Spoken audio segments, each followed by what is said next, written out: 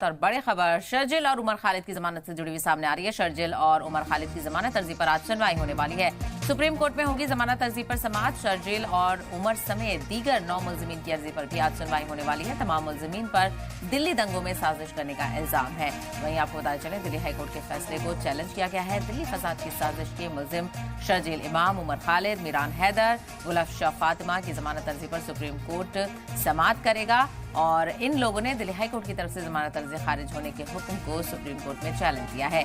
2 सितंबर को high court ने उमर, शर्जिल समेत 9 मुलजिमीन की जमानत अर्जी ये कहते हुए खारिज कर दी थी कि शहरियों के एहतजाजी मुजाहरे की आड़ में तशद्दुद की इजाजत नहीं दी जा सकती। अब इस मामले को लेकर सुप्रीम कोर्ट का रुख किया गया है। ऐसे में देखना बेहद अहम होगा क्या सुप्रीम कोर्ट से कोई राहत मिलती है या नहीं। तो ऐसे में सबकी निगाहें इस सुनवाई पर बनी रहेंगी। शर्जिल और उमर की जमानत को लेकर आज सुप्रीम फैसला आ सकता है, यानी सुप्रीम कोर्ट आज इस मामले को देखेगा और देखना बेहद अहम होगा कि इस अर्जी को लेकर सुप्रीम कोर्ट की तरफ से क्या कुछ तबसरा निकलकर सामने आता है।